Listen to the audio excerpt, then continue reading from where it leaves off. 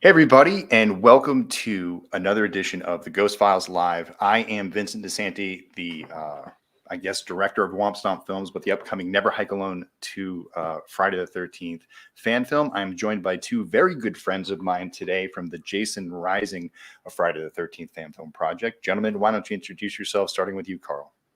Yeah, Karl Whinnery of Hot Carl Productions, and was the cinematographer, editor, VFX, which I won awards for, multiple. So I'm a big deal. Oh yeah, award-winning.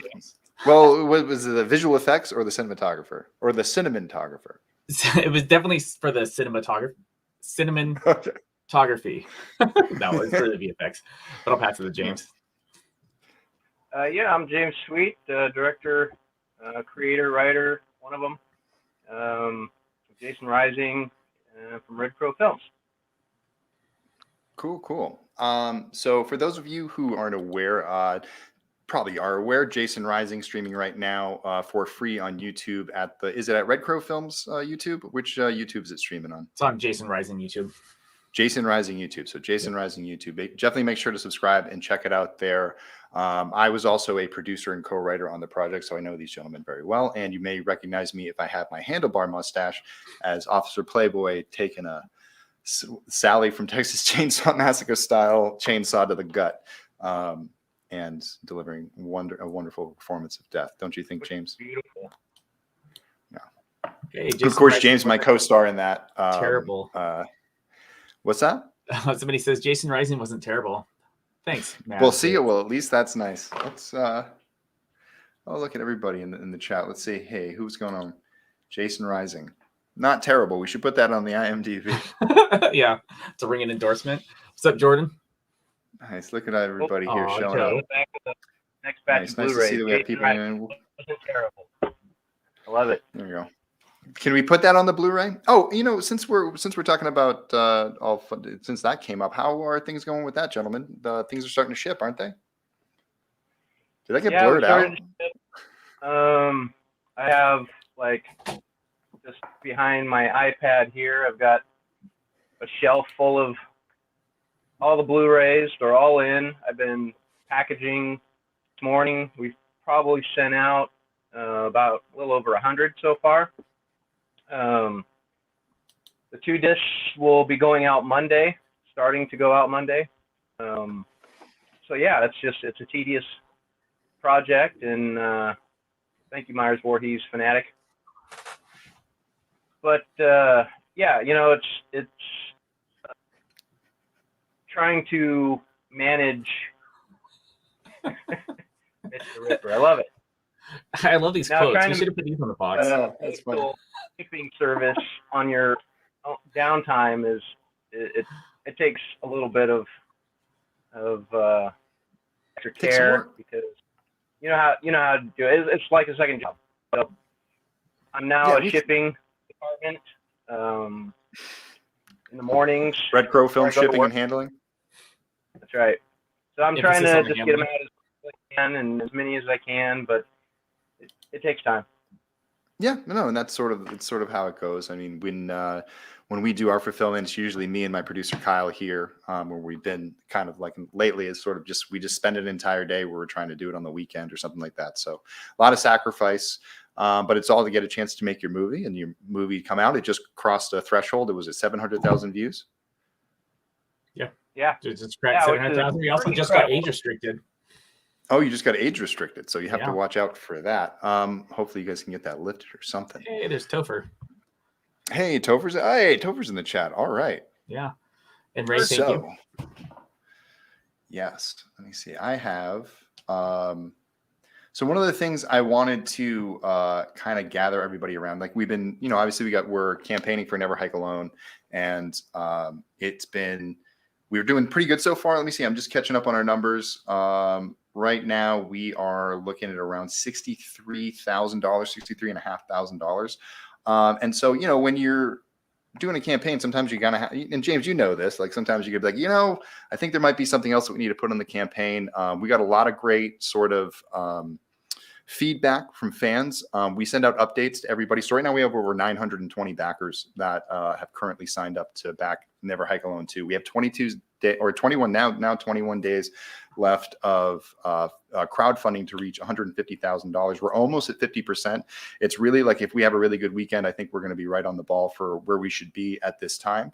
We're obviously pushing for a big final week to help get the final surge, but so far so good. And we've reached out to our backers and said, hey, if anybody has any ideas for types of fulfillment things that you want or perks, we got a lot of good ideas back, and we're actually going to implement some of them today. And in fact, what I'm doing right now is making a few new perks live as we speak. So this was sort of the big special announcement. There's actually two big special announcements today. One we'll get right after this one, but the first one is for the fans, which is we're going to unleash several screen used weapons for sale now that will be signed by the cast and crew. Not only are they going to be screen used, they're going to be used on screen. We are then going to finish the movie, sign all of the items. That's Tom Matthews, Vinny Guastafaro, myself, Andrew Lady, Anna Campbell, and Brian Forrest. We'll all sign each of the weapons. So there's going to be an axe, there's going to be a machete, and there's going to be arrows. Each thing is going to be limited. So arrows are at 13, machetes are at 5, axes are at 5s. And then the creme of the creme people wanted the most. We can't do mass production masks this year, but our weapons manufacturer, Horror Effects Design, makes a pretty good reproduction. So what we are going to do is we're going to do 13 masks that are signed by the cast and crew. These are going to be numbered and painted in a special way, sort of that lets you know that this is from the Never Hike Alone 2 campaign, and you are owner of one of 3 masks. Will be signed by everybody I just said.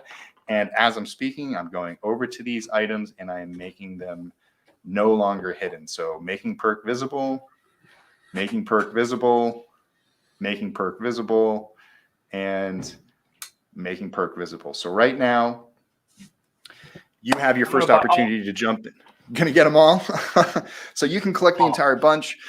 There's obviously certain things, the other things we wanted to reach out to some people about, if you know anybody, obviously, if you haven't backed the campaign yet, you don't have to jump in and grab one of these screen use perks. They are limited and a little bit more of an exclusive item, but we have Blu-rays for sale. We have pins, we have posters, we have just credits for $10, digital perks, which you're going to get every single Never Hike Alone film we've ever made in a digital package, along with every single soundtrack, along with every single script. In fact, I have to update the Never Hike in the Snow script and put it in that package. And then we do several wallpapers and things for your digital, like for both your computer and your cell phone. So there's lots of cool things that you get through the digital camper pack.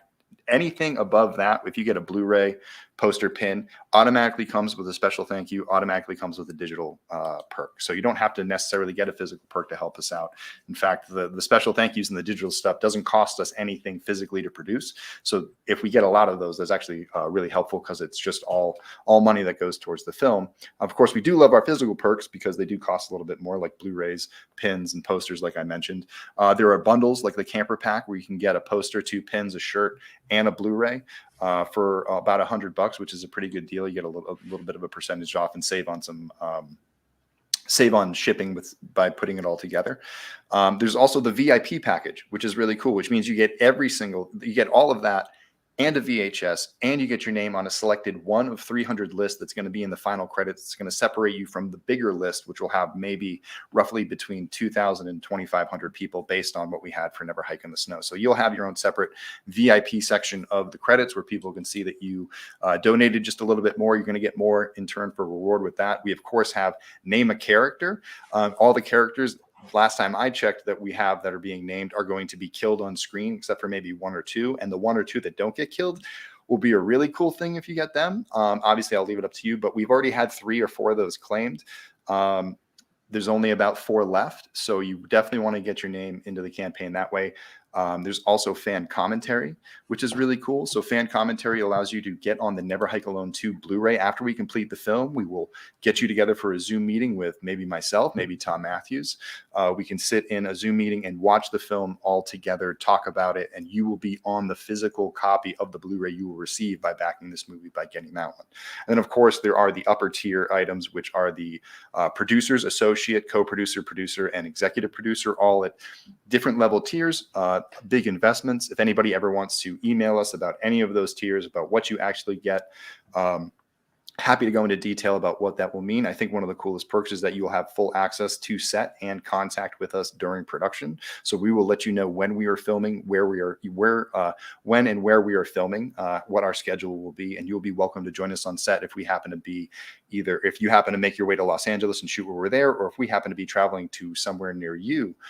There is a possibility, since we will be filming in Flagstaff and Portland, to get the film done. So those are the options. You get a cool producer sweatshirt, which will be personalized for you. So we'll see Never Hike Alone 2 producer with your name on it. I think that's going to be a really cool incentive for you, because you'll be the only person with that, because it will be yours.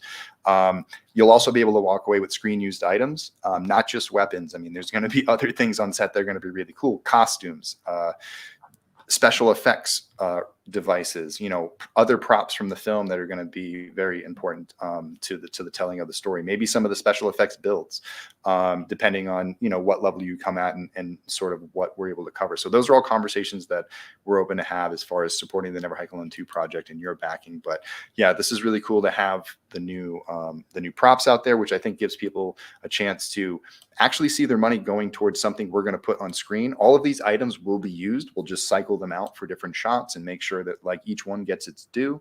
And we have a lot of confidence in our friend Jeremy at Horror Effects Designs. He does great weapons. I think Jeremy did a lot of weapons for you guys, right? Yes, he did some of the machetes and our double head axe. That's right. Yeah, he did all of the weapons for Never Hike in the Snow, the new ghost axe, the arrows. He built the arrows before, so he's the one who built those, and the ones we sent out before, those were by him. So those are really, really cool. The machetes are going to be really great. He does a really great work, and I'm really looking forward to having those things on set, because they're going to look great in the film. So that's the announcement for that. I hope everybody's excited and see it as a way that, if you've already given to the campaign and you wanted to give a little more, at least you're getting something back. We can also talk to people who have sort of maybe spread their purchases out. If you've spent 3 or 4 different backings and it equals $500, I'm willing to give you one of the VIP spots too. I think that's only fair. So that's definitely something. If you've done that and you've already kind of put it and you realize you're kind of getting up to that level, let's have that conversation. Where obviously, anyone who's supporting in that way definitely deserves to be on that list. So we appreciate everything and everyone who's actually supported, big or small. And then my last spiel about this always is, please share our channel and the campaign and get it out there and spread the word. We're only as good as our fan base can get us out to new fan bases, and doing that. Last time we had 2,500 backers on Never Hike in the Snow. Let's try to exceed that, get near 3,000, 4,000 backers. If anyone's seen the recent horror film that's crowdfunding on Kickstarter that's just crossed $1 million in funding, they have 7,000 backers. So if we can get up to a number like that, we can get into a place where our film will not only be fully funded in what we already originally planned to do, we'll be able to add things like extra kill scenes. We'll be able to possibly add extra prequels. We'll definitely be able to add to the post-production. And obviously one of the things we always like to add is, if we have a little bit extra money, going after things like red cases and black cases and different ways to sort of, house the Blu-ray and things like that. So there's definitely a lot of options for what we can do if we can exceed our goal, which we're hoping to do by April 15th. So please back the campaign and share anytime you can with any friends or family you believe will enjoy seeing Tommy Jarvis and Jason Voorhees fight for one last time. Are you guys excited? How long have I been telling you guys about this project? One thing I want to say is, Which version of it? A lot of people, they don't let the perks, blind you or get in the way of donating, because money is meant for the film. Just make that your main focus. The perks are exactly what they are. They're bonuses with the film that you get. So the money raised, a lot of this goes to the perks, which takes away from the production of the film as a whole. And Vinny obviously goes and gets some best quality perks he can get, which is amazing. But just don't lose sight of where the money's supposed to go originally. The money's for the film. So just keep that in mind. Don't focus on the perks. Yeah. And, we also need to work with vendors who have livelihoods too. So we have to pay them for their work. We have to pay them for the materials. They can't just spend this time doing this stuff for us. And the people gonna earn their livelihood. So what's nice about, a lot of the pricing, what we do is that we take care of what it costs to produce it, and we leave enough there for it to go into the film and do some damage. And in the past, I would say that we had been we were almost like too nice in a way, because we were eating more and more in cost. And this one, I think we raised it a little bit. So it's, it's sort of that's what this is about. We need to raise money to make the film. And, we're not just here to make perks and do that. I mean, we'll become the shipping factory once the film is done. And that's sort of like, I don't know. I don't know how you feel about it, James, but during that period, like once it's all done and it's just about, you got a bunch of boxes in your office and you're just getting them out. I have a satisfaction with like seeing people's names on labels and being like, oh yeah, I remember when they backed, or I remember when this person wrote me an email, or you kind of catch a note in the Indiegogo of something that they needed or requested. And you're like, oh yeah, I need to go do that for this person. It's sort of a rewarding experience at that venture, because you've gone through the process and now you have that satisfaction of saying, we got to the finish line, and and you're giving it to them, and it's not, and you remind yourself, because it's because of all these people that you got to do what you got to do. How do you feel about that? Yeah, it can be very stressful, because especially for us and like the original Never Hike Alone, it took a long time to create this. So people have been waiting for some of these items for a very long time, close to 3 years. So we're trying to, get it out as soon as we can to people. And the perks that we did have, because we've had several different campaigns that we need to raise enough money to do what we needed to do. But it is nice to be able to start shipping these out for stuff that people have been waiting for so long. And it's nice to see people posting, hey, I got my Blu-ray. They're excited about it, and I'm just excited about sending it to them. It's one of those things where you live and learn. You learn a lot of, mistakes as you do this, especially as a first crowdfunder. So you kind of have to fix your mistakes as you go. But, I think once it's all said and done, you're better for it. But it is exciting to be able to really start shipping these discs out to people, for sure. Yeah, so that's really cool. And then, so the next thing I want to get to is I want to get to an announcement. It's a casting announcement about, I think anyone who's seen Never Hike in the Snow, and if you haven't, I don't know what you're doing here, but you may remember Deputy Alan Mabry did not quite make it through the end of that movie. So Rick's going to need a new deputy, and we found our new deputy in Mr. James Sweet. So Mr. James Sweet will be taking on the role of Deputy Adam Stout, which is actually one of our named characters from one of our backers. So our first character is going to be Adam Stout, who will be James's character, and there will be a few more deputies and a few other people. There's other names that have been selected and people have been assigned. So these are going to be some pretty cool opportunities for fans. And what's cool about James's character is that since he's the new Mabry, he's actually going to have quite a lot of screen time. So that's a cool thing for Adam jumping on that. He was one of our earliest backers, and he's been a backer for every campaign I think we've ever done. It's a name that I recognize. And again, it's one of those names that recognizes when you print the label, like, oh, I know this guy. And then if there's only one thing, and then I have to go like, wait a second. Oh yeah, there's 5 orders here. Let me jump into this and put this together. We love those types of backers. They're diehards that have really they fill the cracks in, when we're sort of lagging. I know that sometimes people come back and do an additional back. They usually grab like an extra pin or a poster just to kind of get the pulse going in the campaign again. So I always really appreciate that. So that's really cool. So James, welcome to the team. How do you feel? It's very, very nice to be able to put the acting hat back on again and to be a part of the NHA world, because a lot of this, started because of NHA, the first Never Hike Alone. When, we really decided to do this film, it was a great inspiration. And I remember seeing a lot of this behind the scenes when you put that out on YouTube as well. I was like, who's this Vincente DiSanti guy? I don't know, but I like him. I like what he's doing, I like what he's about. And I'd love to have been a part of that process with him. And that's how, and that was my mindset. And to be able to be a part of that world now and work on this, final piece of the story, is pretty amazing. So I'm honored. It's great. Cool. Well, it's good to have you. I mean, we've obviously acted together. I know you're an accomplished actor, and we like to keep it close to home with these projects as far as like hiring people that not just like that we know, but like we've gone to war with. You've been in the trenches. We've dug the graves together. We know how we work together. It's a great working experience. And I was like, that would be wonderful to have that on set, with our new deputy, figuring that's a big role and some shoes to fill, because Brian got his head blown off. But Brian will be back in the Ghost Jason costume as well as Brian Forrest, which is pretty cool. I don't think that's a big surprise to anybody, but obviously Brian and I will continue to split the role as that. I think what would be a good time right now is to segue into some questions. And I actually found a question that's for you guys. And I love this question. It's from Mitch the Ripper, who's a big fan of ours on Twitter and everything. We've been on his podcast before. But here we go. Was Jason Rising meant to be what takes place at Camp Crystal Lake while Tommy Jarvis was in Pinehurst in Part 5? My brain drops there in the timeline. Okay. Let me see if I can answer this question, because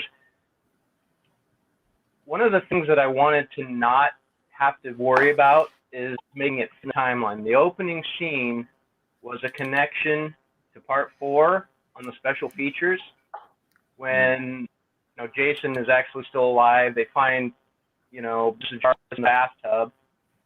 It was one of those kind of a bizarre endings that they took out, but I kind of liked that one, and it had a unique touch to the ending. And we see the police, or we hear the police when Trish is standing by the window coming up. So we get a sense that Jason's gone. So I put that connection in there.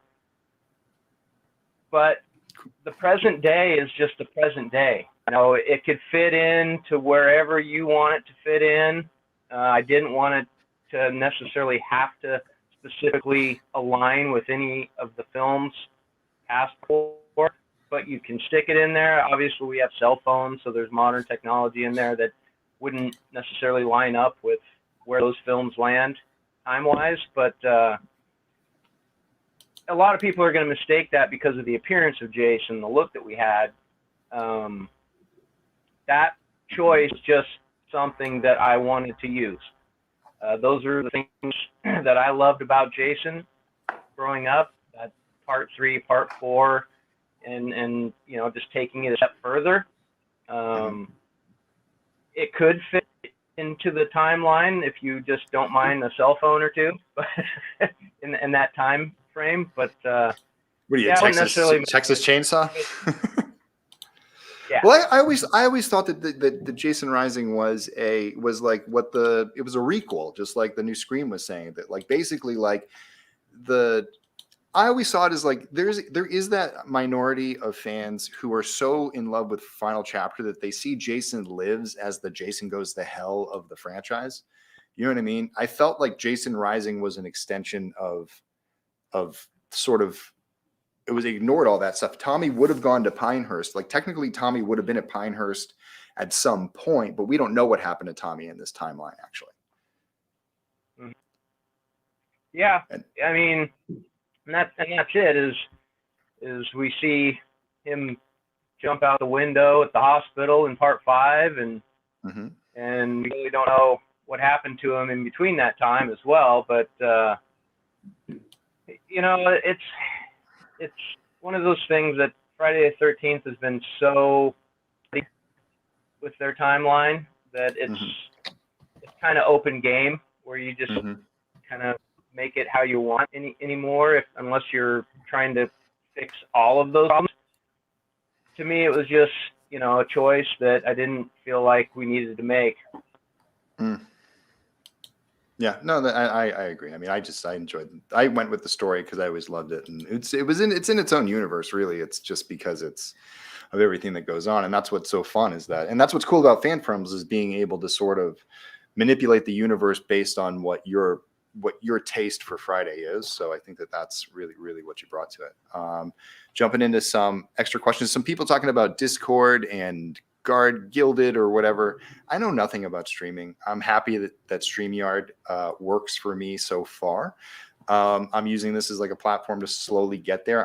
I think I have something on Discord, but I'm not really set up. I'm not as tech savvy with this stuff as possible. If anyone ever wants to sit down with me and show me something that would benefit everybody, maybe we could even play Texas Chainsaw the game together eventually and all that type of stuff. Like, I'd totally be down for that, but not where my focus is right now, because I got to focus on making the movie. So just getting to some of those questions.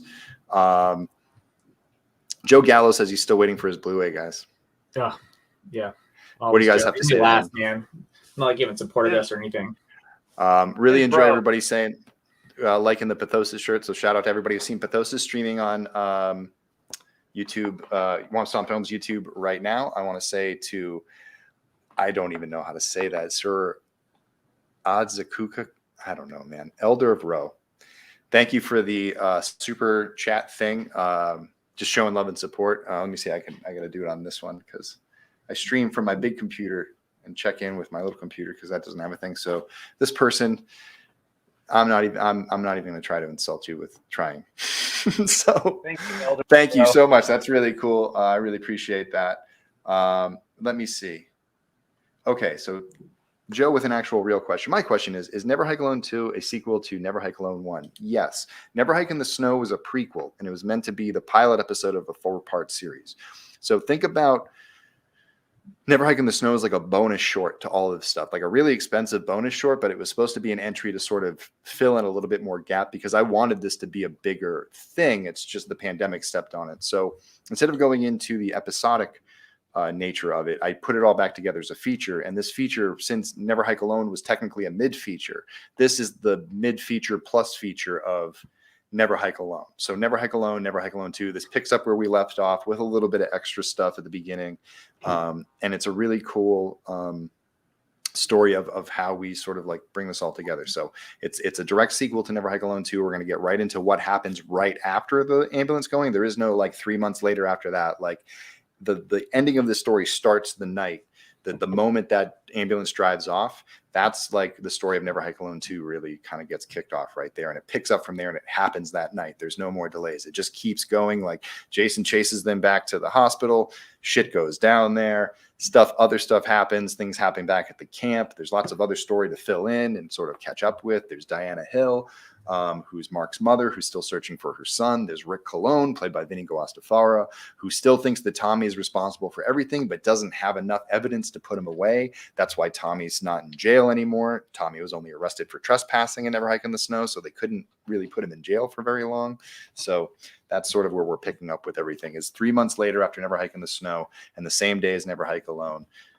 All these people coming together and having to deal with Jason now being unleashed and wreaking havoc on the town of Crystal Lake.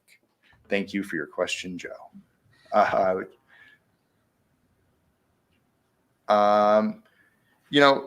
Yeah, I mean, it's one of those things. It'd be really nice if we could just jump right into making a ton of money right away. But we're doing really well. We're not even halfway yet.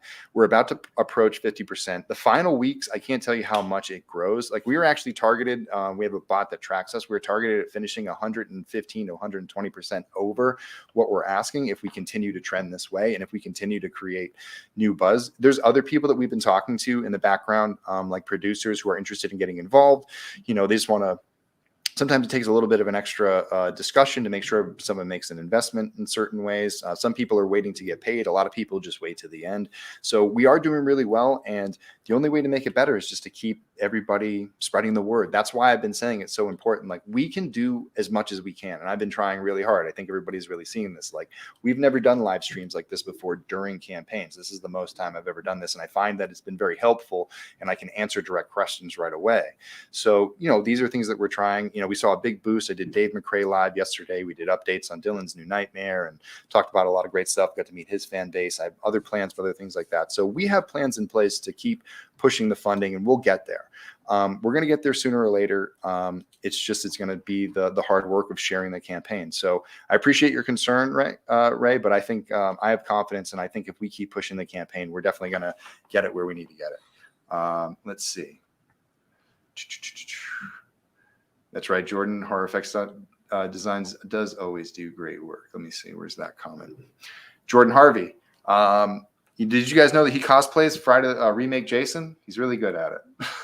Oh yeah, no, we've seen Jordan in his Oh, post. Topher, yes, I would love to have you out at set, man. You email me, we'll come up with something. Oh, here's a good one. Let's golf. Sorry, this is a common question, but did anyone try to consider getting Kane hotter at some point in your films, or would that be a conflict of interest? Too much money, most likely. So I watched your last live stream. Do you want me to take this one? Yeah, why don't you take that one while I look somewhere on? Yeah. So Vinny's worked with Kane Hodder a couple times already. Kane has said that he doesn't want to do fan films, but they worked together on 13 Fanboy, and Kane's awesome. Vinny has an idea for a potential short, maybe in the near-ish long-term future, if years after NHA 2 or something. But yeah, Kane does not want to do fan films. Great guy, and he and Vinny know each other, and Vinny has a really cool idea potentially for Kane.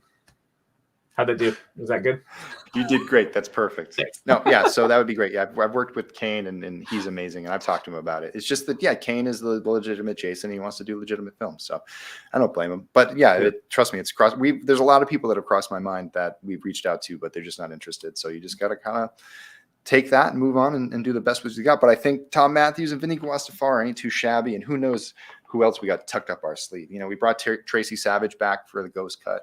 I assume that she would be happy to come back and do Never Hike Alone too, since I did write her into the script and we did talk about it a while ago, but we got to follow up on those conversations. I did get the question, is there a kill count? Spoiler alert, I'm not telling anybody what the 13, kill count right? Is. Come on. Hey, I want to get 13, we got to get our budget though. So if not, I got to cut a couple kills out of the movie and it just gets lower and lower. But I will say this, every kill or most of the kills are pretty cool. I mean, they're all cool, but I mean, there's cool effects things that we're going to do. So it's going to be a lot of fun. Definitely keep an eye out for Nora Hewitt and Rachel are back along with a lot of our crew. So they're so good. Work. That whole axe to the face was just still incredible. I mean, I go back and rewatch Cortland dying a few times, a couple times a year now. It's funny. Evil just dies to keep. Tonight. Yeah. Oh, but he's not evil. That's what we're gonna do. Never the snow was. Oh, we got somebody from Poland here. That's awesome. Yeah, I'm trying to keep up with all this. Somebody asked about the screen use perks. They're on the Indiegogo right now. If you scroll down, they're already listed. The prices are listed there. I've been seeing. Oh, also, there's been some people trying to email me. That's what I was trying to get to. There's people trying to email me, and I see some emails coming in. Obviously, I'm not going to try to email during the broadcast. As soon as I'm done broadcasting, and I take a breath, I will answer those emails. I will put together special perks for people. Even if things fell out, we can always increase numbers. It's not a big deal. We just have to work a sixth machete in. I'm totally cool with that. We'll figure it out. So I'll definitely get back to you. So if you got questions like that, if you're having trouble getting to me, it's wompstompfilms@gmail.com. So WOMPSTOMPFILMS@gmail.com. So make sure it's all spelled out and it's there. I should be getting it. If not, try to message me on social media and we can fix it that way too. So let's jump into more questions. I'm going to keep digging for one. Let's get a question for you guys though. Karl, you've been, you run your own channel with doing reviews on camera equipment. Where can people find you at for that? Yeah, you can find me on Instagram, my website, or YouTube under Hot Karl Productions. Scope it out. Just doing all sorts of fun stuff. There's a couple Jason Rising things there too. Gonna launch into another one now that we have the Blu-rays all final. And we got those. That was, man, I can't tell you. Thank you all so much for helping us make it. And one thing that we learned throughout our process was you can never have enough money on the whole project. So really help donate. If you can just even send money, Vinny, outside of buying perks, do it. He can use it. You never have enough money. And then, you have the shipping's gone up, all the perks. It's crazy. The cost of the DVDs cost an extra $4,000 more than we were expected easily. They're just, there's not enough money in the world to make movies and deliver them at a good quality. Cool. Here's a good one. Will NHA2 be as unsettling, as dark as Never Hike in the Snow? Yes. So Never Hike in the Snow is really the trending look for what we're doing going forward. We're no longer a one-on-one, survival film. So this is going to continue to do that. There is a part of the film that's daylight, so we're going to try to find ways to make it sort of still dark and dingy in that before it turns to night again, because obviously they're driving away and the sun's coming up, so part of the stuff kind of happens there, but we're in the forest, we can make things kind of work. But yeah, that's the goal. Evan Bucka is back as our cinematographer, so we'll be definitely shooting the hell out of this one. Drone shots, moving cameras, stunts, cranes. It's going to be a lot of fun. So definitely going to keep up that work and try to go even bigger than that. Let me see. What's that? Is there going to I always thought there was Jason could continue to chase people. Or is he dead? Jason is dead. Jason is a ghost in ours. Jordan Harvey has a good question. That's what I was looking for. My question is, you mentioned that Jason is very self-aware, either than him being pissed off. What is your approach to a Jason in the sequel in terms of making him smart in a way? In this one, I really think that Jason is finally getting that emotional place where he got into the first 7 films. Like, I feel like Jason was a very emotional creature, and then he would be struck down. And so in Never Hike Alone and Never Hike in the Snow, he's a very calculated creature. But at the end of Never Hike Alone, he's gone back into that emotional, like, rage mode. So now he's stomping towards Crystal Lake, and there's going to be a little bit more of a kamikaze type nature to him, where he's just going to be a train that starts rolling, and whatever's in his way is going to get completely bowled over. That said, Jason does pull some tricks in this movie, and Jason shows off a lot of skill in different ways that not every scene is going to be Jason popping up behind somebody and stabbing them, or just like, doing different, like, we're going to mix it up for how each thing kind of works. And now that I think about it, there's I can't give things away, but Jason, you see how he, like, there's just cool things that Jason does in this one. There are some nuancy things that you'll see Jason actually do that we have never, I don't think we've ever seen him do it before. It's nothing like, we're not going to see him brush his teeth, but like, it's some cool things that happen around crime scenes. It's cool things what happens when he's attacking people, the way he traps people, the way he sort of like chooses to attack different people. He takes different methods for different characters, because different characters have different strengths and weaknesses. So it's really cool. There's like, Jason will switch weapons on purpose and do things like that. So there's a purpose to what he's doing, but he's sort of beyond the other films where he was trying to be stealthy. He's not as stealthy in this one. He's more of like, he'll burst through the front door of something and just start killing people. You know what I mean? Like, that's where he's at. So that's sort of like what Jason's going to be. So it's a great question, Jordan. Thank you for that. Great job as remake Jason. Outside of people who have already played Jason, who would you want to play him in a future film, fan film, or studio version? I met the dude who, and you guys should answer this one too. I met the dude who plays, what's the name of the Wookiee on the Mandalorian or on the Boba Fett? Do you guys know the name of it? Well, anyway, I met the guy who. No, I fell asleep when I tried to watch it. Oh, I'm kidding. Pooping all over Boba. Anyway, I met that guy. He is great. He is gigantic. His name's Kerry. I would definitely probably hire that dude because he is cool. Definitely. How about you, James? LeBron James. Oh, get out of here! Did you just say that to make people mad? I obviously I love Dan. Dan did an amazing job, and I'm still a fan of his work on what we did. But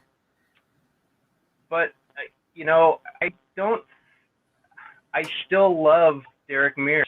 Just didn't love the look. Mm-hmm. I thought he did a great job. I'm just not a fan of the look that they used.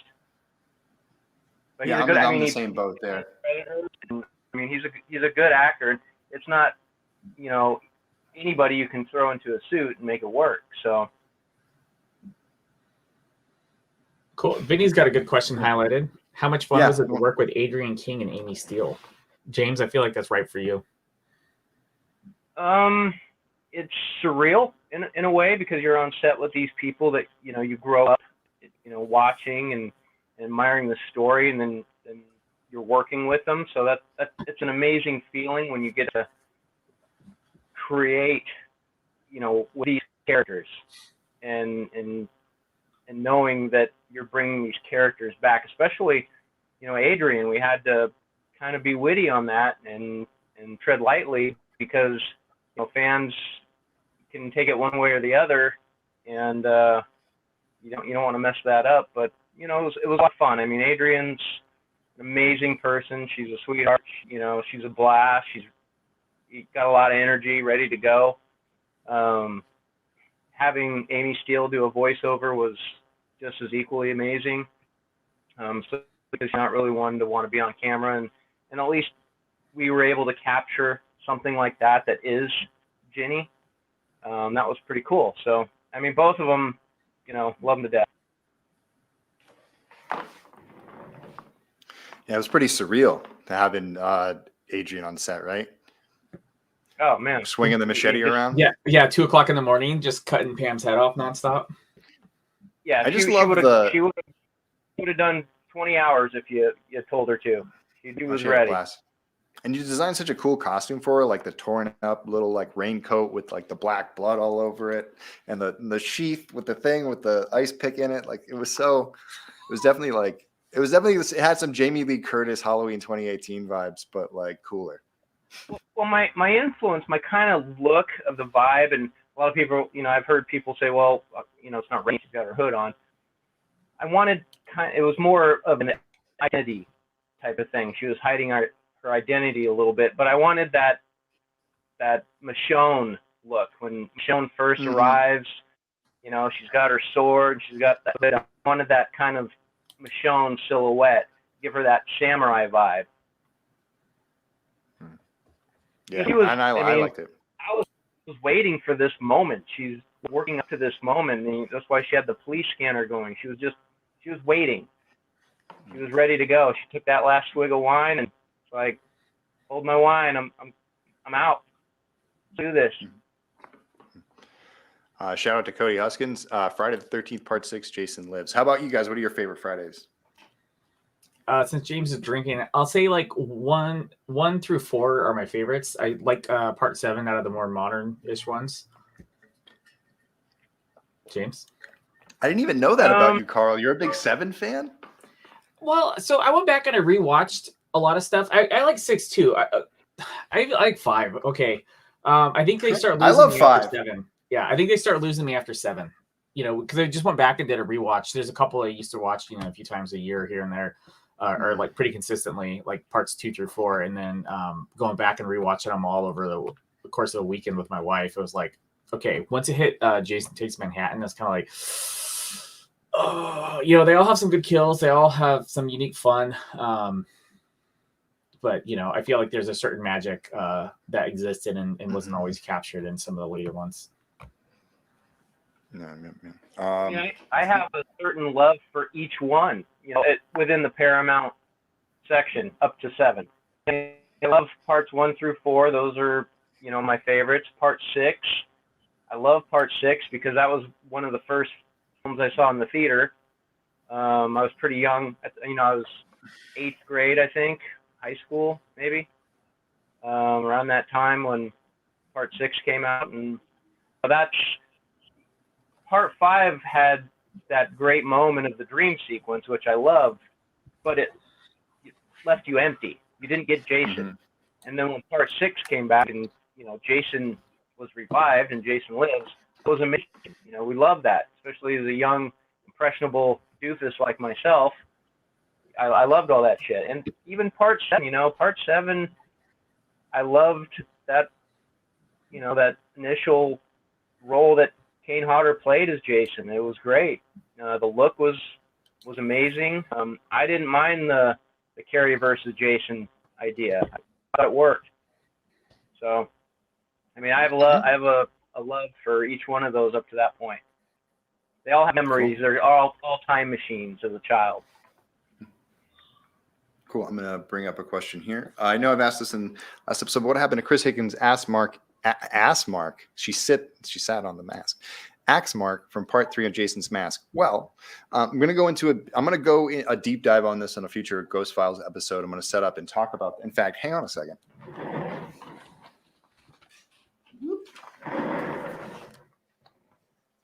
Got it right here. here is the ghost talk. So he's asking about the Chris Higgins axe mark that should be right here. But no one cares about the ghost mask. Care about No, the because Jason you got the Rising Jason mask? Rising mask. But anyway, since this is a continuation of Friday the 13th Part 8, the mask from the previous films was destroyed in Part 7 at least, if it wasn't if the Part 4 mask wasn't confiscated by the police then. And I don't know where Tommy got that mask for Part 6. There's a whole bunch of theories about that, whether he made that himself out of memory or whether that was the mask and he kept it. But either way, that mask got destroyed in Part 7. The mask in Part 8 that was a repro also got destroyed when he was washed out to sea. So the Ghost Hawk is a brand new mask that he came across later on. And in fact, Joe Gallo asked a question about this, about the prequel.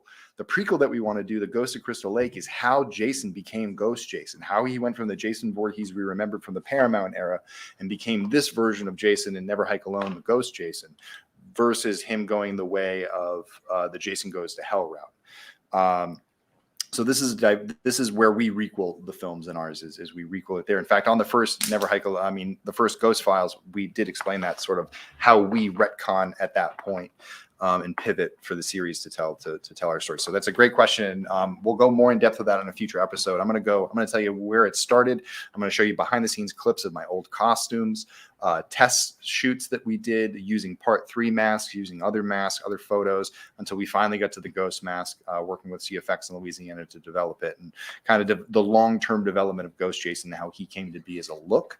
And hopefully if we raise $350,000, we'll be able to show you how he came to be, in which I would actually be coming after Dan Kyle, to play a role in that as a person who Jason will run into along the way. So, it's just another way to sort of do that. Let's see what's up, buddy? So my question is, if you had an opportunity to shoot one of your NHA, whether it's 2 or another version of a Friday film, if you had the opportunity to shoot it in 3D, would you? I mean, I'd make a 3D Friday the 13th. It's tradition. Maybe I should make Never Hike Alone too. I have a friend who's a rotoscope artist who could, if we had enough time and money, make Never Hike Alone 2 a 3D movie. That would be something. The first ever 3D fan film. Come on, we'll do that at $400,000. That'll be the $500,000 stretch goal, the 3D. I mean, I'd only want to work in 3D if I was shooting with the double camera system, not the post 3D look. Right. And that would actually be a fun immersive experience to put Camp Crystal Lake in 3D. I mean, come on, virtual. I mean, if you could do it in virtual reality, that'd be a really good way to do it. Yeah, 360 cameras. Do ooh, that'd be really rad. Let me see. I know somebody had said something about, like, they emailed me a couple weeks ago. Just try emailing me again. I actually recognize your name. I thought I replied to you. If I didn't, maybe it got stuck in my outbox. But please reply. We'll pick up wherever we left off and kind of go from there. I'm sorry if we didn't get a chance to reconnect. My bad. Or maybe I mistyped something. Some of the fans want me to break their legs. That's always an automatic yes. I will happily break whoever's legs need them. I'll break them good. It's a long joke. And then, of course, our friend Cody Huskins, who I mentioned before, he's working on a fan film himself, Freddy vs. Jason Dreamscape. I believe that is a sequel to Jason Goes to Hell, where Jason and Freddy meet each other in hell. So I believe that is at the end of production or close to the end of production. So congratulations on that if you're getting close. I'm sure Cody has his own channel on YouTube, and if you guys are interested, definitely check that out. I'm sure he's got a ton of information on it, on where you can find it, if it still needs support, all those fun things. So Cody, thanks for stopping by and showing some fan film love. I would say this, instead of me looking over there and scrolling back through questions, if I have not answered your question yet, feel free to throw it back in the comment box. It will come up in a fresh thing. I'm all caught up as far as I'm concerned, because I can't read that fast, and I think I'm dyslexic and I never got diagnosed.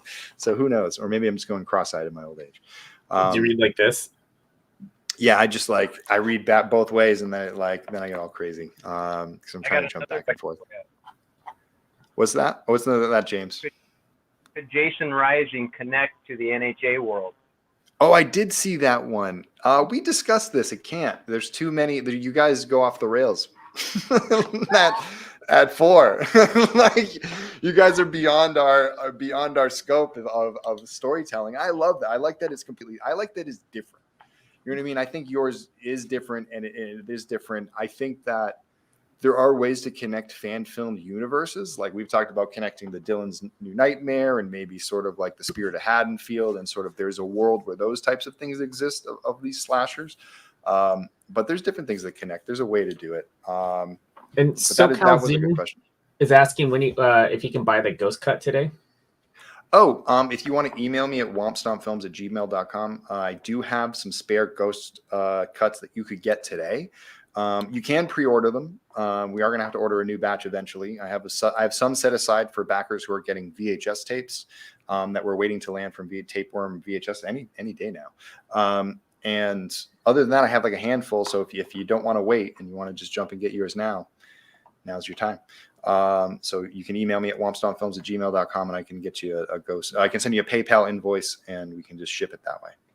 Nice. So, and yeah, thanks, Carl, Joe for getting is asking me to sit on his face, and yeah, Joe, anytime, man. You know that. That's vulgar, and now this is gonna become an age restricted. Again, It's gonna become age restricted. Stop doing it. Yeah, you guys just had to put the penis in the movie. Whose idea was that? James. James. That's why you have the Dick Handler credit, right?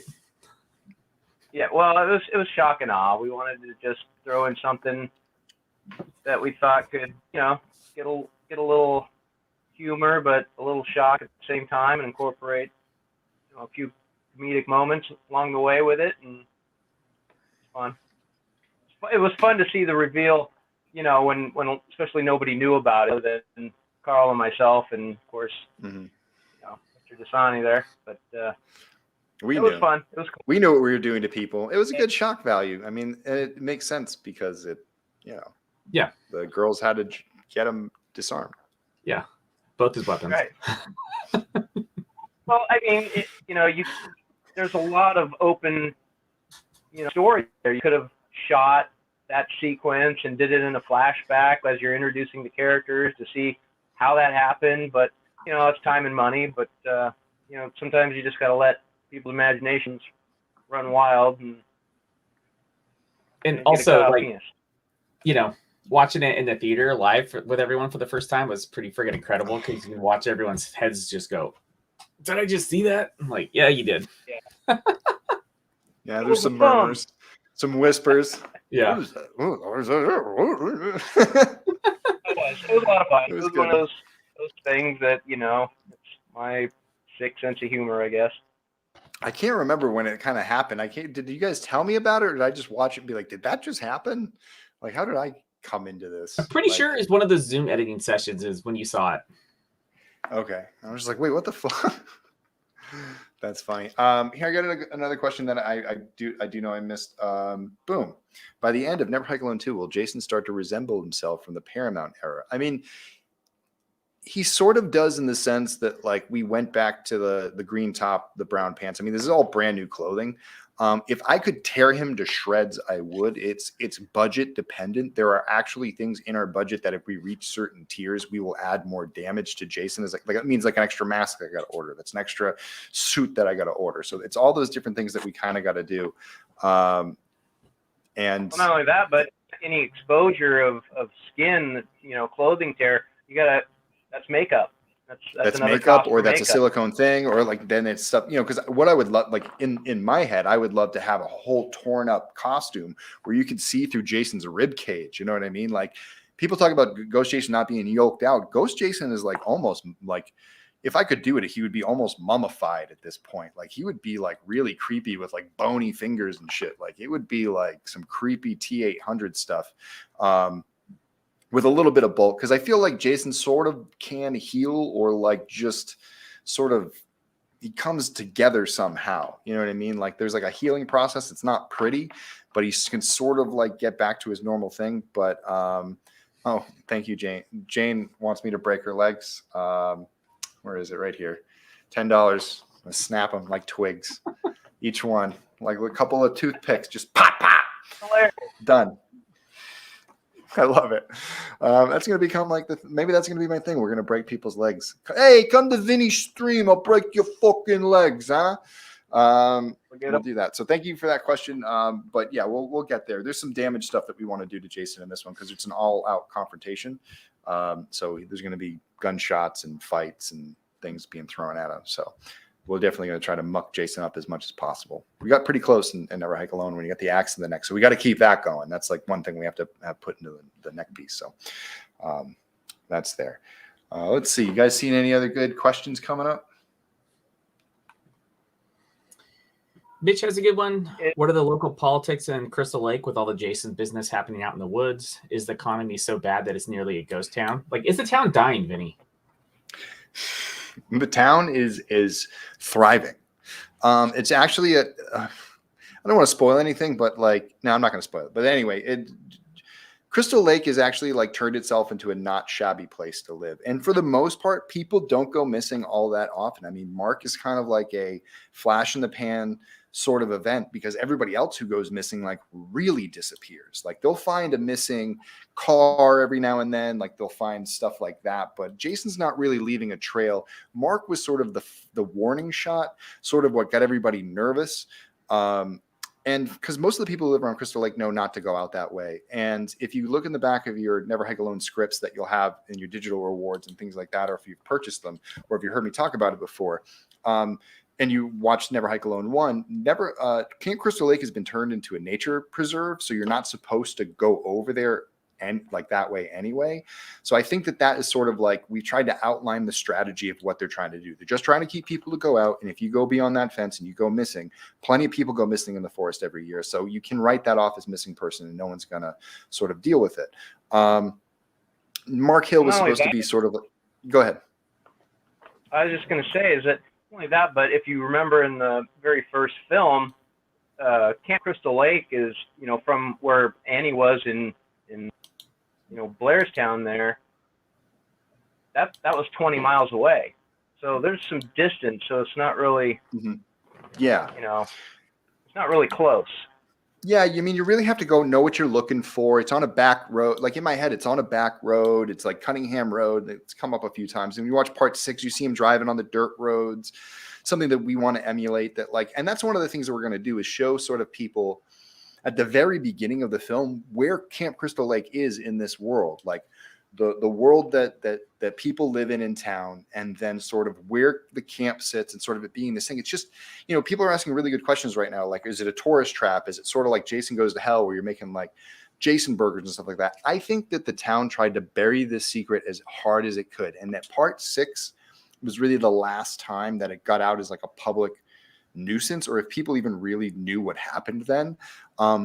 You're going to see in Never Hike Alone sort of one of the ways in which the public would be presented a case like this, because in the wrap up of Never Hike Alone 2, the world sort of has to process what has happened.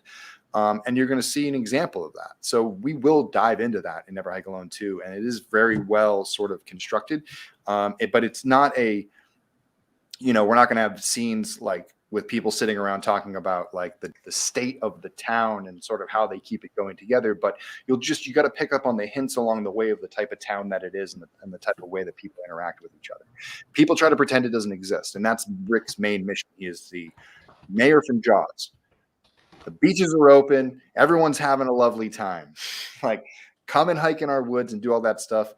Don't go in the places that are restricted and you'll be just fine. So, it's definitely. I got another question for you. What's that? We got one, James, from somebody in the chat first, if that's cool. Okay. Elise is asking and saying, I know you're not fully out of Jason Rising with perks yet, but is there a strong possibility for Jason Rising 2? No pressure there, buddy. I just don't know. Honestly, I just don't know. I love the way he answered that. I know that feeling. Yeah, I just don't know. There's so much involved with getting really something is. like that. I think it would be great because now that you have so much knowledge and to where you can put something out quicker, it wouldn't take the same time frame that the original did, obviously.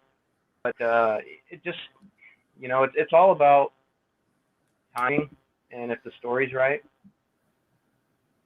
Mhm. Yeah. So I don't have that. Yeah, we're still getting out of Jason Rising, and one of the things we said that we were going to try to do was not jump into something until we actually got the Blu-rays done and started shipping them. So we've definitely talked about a lot of cool ideas. Vinny has some, James has some. I obviously have the best ideas. There's no question there. But award-winning ideas. Award-winning ideas, no less. Yeah, but so we talked about it. The last one was hard because we got hit with COVID, just like everybody else. But it's like mid-production, and so what we thought was going to be under a year project took 3. And once it was done, I think one of the surprises for me was it just kept going. So we did press. We were meeting and chatting with so many cool people about it. We had to put the Blu-rays together, but it took so much effort to get it up to the release date that I was just wiped out, and I'm sure James and Vinny were too. It's pretty exhausting. So I think I'd love to do a part 2, and I hope we can. But I think we still got to give it a little bit more time, and make sure that we have pick the best couple ideas and follow through with them and see where they go. Well, not only that, but it would be come up This with chat has got me going. Jason writes his intent. Yeah, I love it. Jason Rose. I love it. Oh, we should do we need to do a fan film parody. Like we need one that we need to do a fan film parody. It would be a lot of fun. I think there's already a couple out there. Yeah. You guys, quick update. We're currently at $66,000 raised. We jumped about $4,000 or $5,000 during this, or maybe $2,000 or $3,000 or $4,000. I don't know, something, but we jumped. This is great. Thank you, everybody who's jumped in already. Please, if you've done stuff, let's spread that link around as well. I don't think everything's gone just yet. I could look in a second, but let me give you guys some attention. So thank you, everybody. The stream is doing great. Everyone, and I see a lot of people out there sharing and doing their due diligence. Mitch, I see you out there doing Jason's work, so I really, really appreciate that. And these kids, excuse them in the comments. They're children. The kids from 13 Gallows Lane. If you haven't seen their photography, I would definitely say check out their Facebook page and Instagrams. Janie is one of their models. Does a really great job with her stuff as well. So those are the immature children that are running around our comment section right now. But no, we love them. They're having fun. I love it. It's fun. Let's see. Since NHA takes place after Manhattan, right? That's essentially the continuation after. So that would mean. Oh wait, let me see. Am I off? So you're just within the Paramount era. So the Crystal Lake Research Facility doesn't apply to you. No, I mean we could grow into it. There could be something where it could be tacked on to the end and all that stuff. You never say die with Jason. But it's sort of, we just wanted to sort of right that wrong that sort of Jason Goes to Hell did in a way. And, it's some for some people, that's what they like too. It's got its very loud, and very loyal set of fans for the film, and I don't blame it because we all do. But yeah, so it sort of just went too far. You know what I mean? It just took, for me as a fan, it just took me out of Friday the 13th. It's just hard for me to watch that movie and be really excited about Jason possessing people. It's not quite the same. You want to see him in a costume doing stuff, not just being imitated by fine actors. And, it's a great sort of production, but as far as what I wanted out of the resolution of Friday the 13th, that certainly wasn't it. Sorry, guys. Why are you coughing? Got smoke over there? Yeah, no, I think it's, I don't know. It's shit in here. But I just always feel like California is always on fire. It is. That's, it is very flamey out here. We do spark up around now and then. Pre-drowning at the camp. Should the Voorhees home life be abusive or idyllic? What makes for a greater tragedy? It's not idyllic or abusive. It's full of struggle. I don't see Pamela, like I go by and you guys can talk about this, the Pamela stuff, but my backstory is that Pamela didn't have a father that was around. Like he left right away as soon as he found out she was pregnant. That's based on Betsy Palmer's account of what she came up with for Pamela's backstory. I very much base it on that. And then it was just the struggle and trial and error of trying to raise a child with deformities in the 40s and 50s, working from town to town, trying to find a place to live. So I wouldn't say that like it was great, but I do think that they were innocent and they were just trying to live their lives. And one thing led to another. Jason died, and this story unfolded from there. How about you guys? What's your Jason, Pamela, Elias, all those theories? Yeah, so I just like to say I don't care about Elias at all, and I keep seeing people saying that we need to go there, but I'm like, you have Pam, and they haven't explored any of that yet. So that's my focus personally. I always figured that Pam would be like her life is horrible and full of struggle, like you said, but she would take that energy and put it all towards her son, who has some special needs, and kind of almost that serial killer overbearing type of thing. But then Jason dies and she doesn't know how to handle it. So, kind of tragic. I don't know if you guys have read about the story from Monster that Charlize Theron was in that movie on the killings in Florida. But I kind of picture it kind of like that. Just, really, really not a good upbringing for her. But she was trying to do the best that she could for a kid, but was starting to create a monster herself too without realizing it. Mm-hmm. So how about you, James? What do you got? Or are you on an NDA? He's sending me pictures of his balls. Yeah, I mean, well, that's not obviously appropriate. You guys know there's some ideas that have been developed in my camp, but it's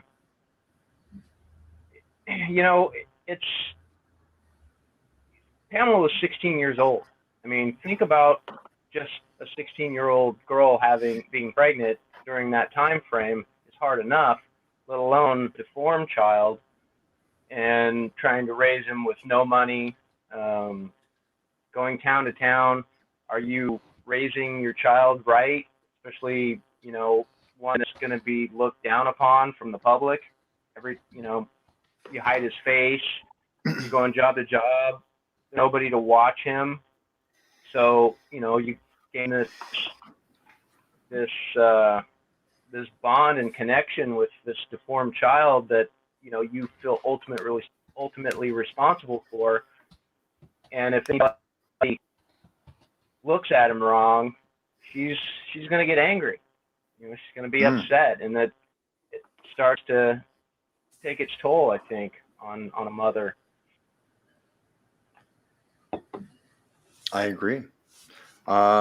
Jordan Harvey has a couple good questions. I'm going to highlight those momentarily, getting into some of the Jason stuff. The first one is Jordan's asked if he'll encounter children. No, but I had a funny scene pitched to me once that Jason was at the hospital and he'd be walking through the hospital and there's a child getting a candy bar out of a vending machine. And then Jason walks up on this kid. The kid turns around, offers Jason the candy bar. Jason sees who he's actually chasing and just walks away. So I don't think Jason would kill kids. I think Jason sort of sees children and there's sort of a distraction to him because it sort of reminds him what he actually is sort of deep down. And I think it freaks him out. I don't think he would ever want to hurt children. Even in part 6, when he's scaring the kids and coming in, I just don't know I think he would have gone after the adults first than the kids. What about you? How about you guys think? Do you think Jason attacks kids? I think he still has kind of a childlike mind. So I think that's seeing kids, like when we see little Tommy Jarvis, that sort of took him back as he was as a young child. And I don't know, I think that's almost a kryptonite for Jason in a way. Mm-hmm. I don't think it would have hurt Tommy. You're just going to go with killing kids? Yeah, because I want to kill kids. Okay. Yeah. Jordan, follow-up question. Other than Jason's deformities, do you think that he has any other special needs, example, autism? Yeah, What do you think, guys? Definitely something there. I mean, for me, it's one of those things where if I were rewriting that, I don't think I'd go into too much detail necessarily, because I think sometimes that can take the mystery out of things. But I do think there was something there that caused the kids to pick on him besides just the look, the deformities. That's my take on it. Oh, yeah. I don't know. I think that, like, I think for me that Jason, I always saw Jason as sort of like this kid who was, he just got a bum rap. Like, he got like a bunch of deformities. He looks weird. He probably talks weird. He is very sheltered. He sticks to his mother. He doesn't say a lot. He doesn't like to be, he doesn't like to talk. But I think that he's got a very intuitive brain. Like, I figured, like, to me, someone like that is a watcher. And like the way that they set up Jason is someone who observes different things, always lurking in the shadows, kind of always doing those things that he's sort of like, if he's got something wrong with him, I don't know if it's how severe it is, but he's not diminished enough where he's sort of in a way that he's almost like not a savant, but like just sort of like he's very intuitive. And he picks up on things, and he knows sort of like, he knows how to stay in the shadows. He's very much knows how to stay out of people's sight. Like, he tries to avoid people, and it's part of his personality. And I think So that sort of plays into how he becomes wood smart. Yeah, he's just more like he's survival smart. Yeah, he's survival smart. How about you, James? Yeah, I mean, he definitely. Let's give him ADD. What's that? Someone said the deformities aren't enough. Let's give him ADD. He can't just chase one victim. Like, about to go and then changes his mind. Oh, there's a rabbit. Yeah. No, I think it's he takes a lot of lessons. He's like a sponge. Kids are like sponges. So he's learning, seeing what his mother's doing to survive. And he sees the changes as well when she ultimately gets to Camp Crystal Lake, and it's one of those things where do you make a decision to where he feels like he wants to fit in with the other kids, or is it something that she keeps him sheltered from the other kids, so he's used to that. Mm-hmm. So I don't know. I feel like he's going to be sponging off his mother's techniques and seeing how she survives, because she's going to be having a rough upbringing, and she's going to do things to whatever it takes to take care of him, and he's going to notice that.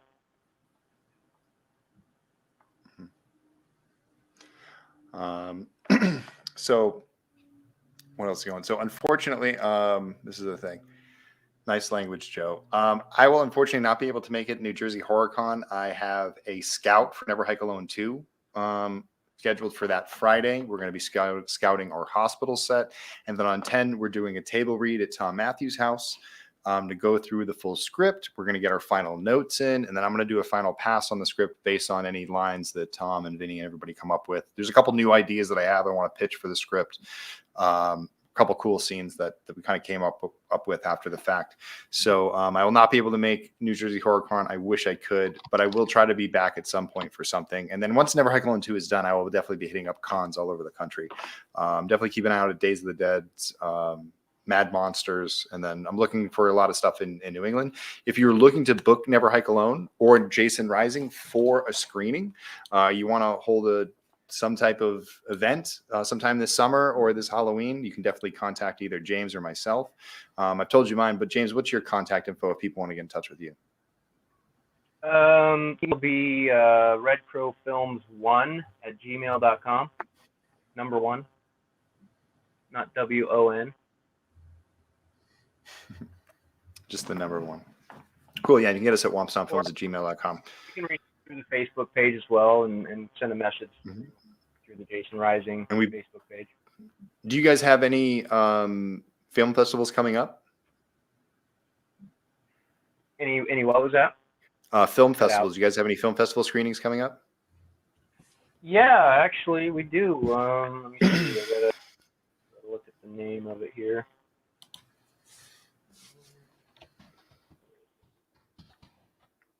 Oh, he Oh, dropped. where did James go? He was Oh looking up no, and we dropped. lost James. So while he was looking up that, we lost him. He got out. But you guys Join are in a playing second. somewhere. Duke has a good question. Duke says, "How do you feel about Vengeance and Roseblood?" And No I'll comment. start. I'll just say, anybody who can make a film, whether it's 3 minutes to an hour to 3 hours, it's an accomplishment to put something together, write it, put it together, film it, and then put it out. I think my favorite thing about the fan films is each one of them kind of have like a different take on the Friday the 13th universe. I think there's some fun ideas there. It's like Voorhees had some really good kills.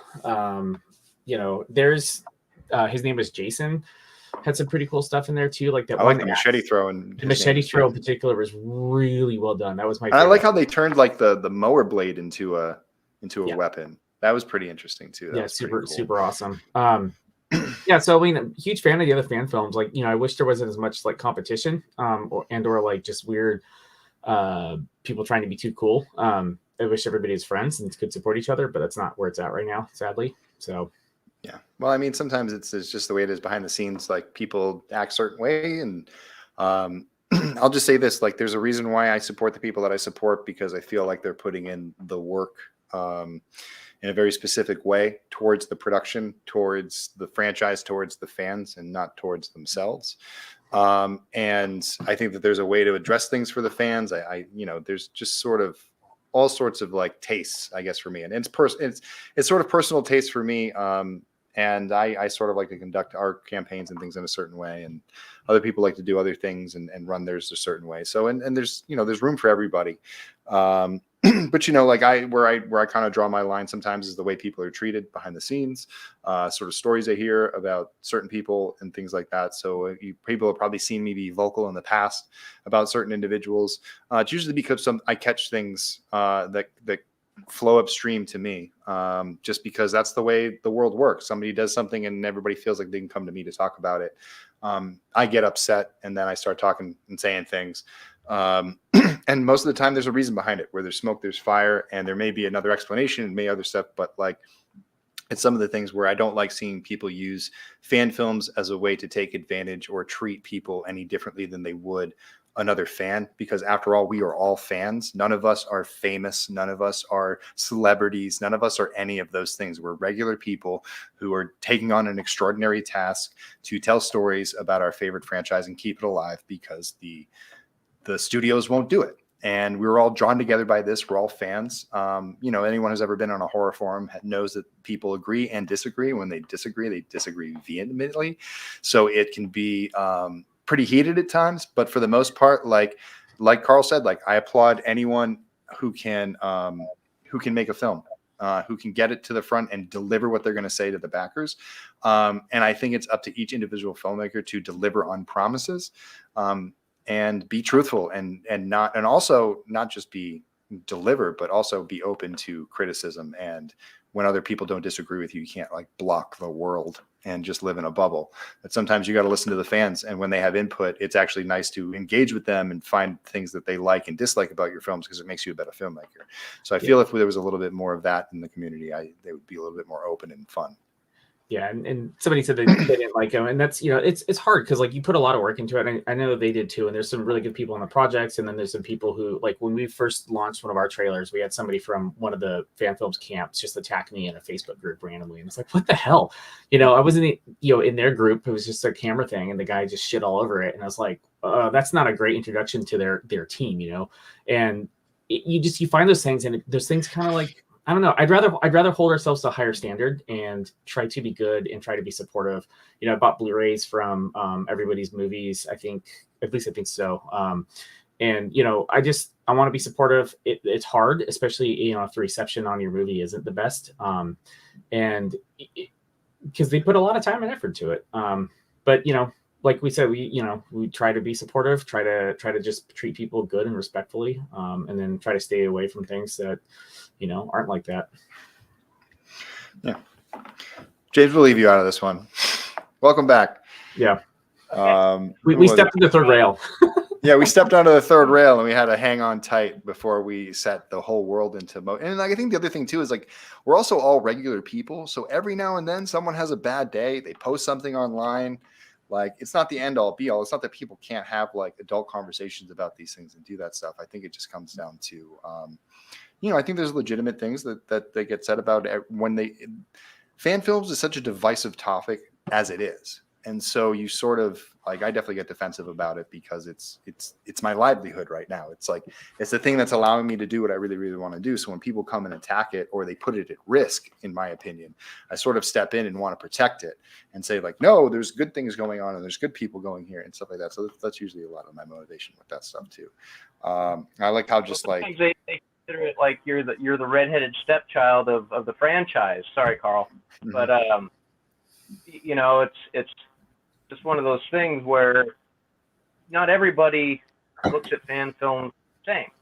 Some, and not every fan film is the same as far as how they do things or what they love about the particular story or film that they're doing a fan film about.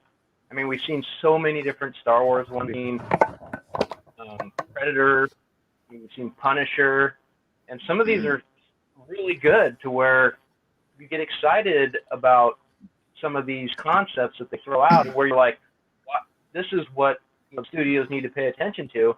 Mm-hmm. And then there's some where you're like, it was fun. It was fun to see. But all in all, where it's small or big as far as the production, it still takes a lot of effort. I mean, it's not just, you can't just go in your backyard, pull out your handy cam and whip one out in a weekend. It doesn't work that way. There's a lot of planning involved, and it just doesn't happen overnight. No. I mean, how long did it take to finish Jason Rising? I mean, a pandemic, obviously. Yeah. I mean, it was start to finish. It was 3 years. We started doing prep. We had a whole year of prep. We were doing costume tests. We did camera tests. We did camera motion tests. We did look and feel and color. I mean, like we put a lot into it. All the props, design work.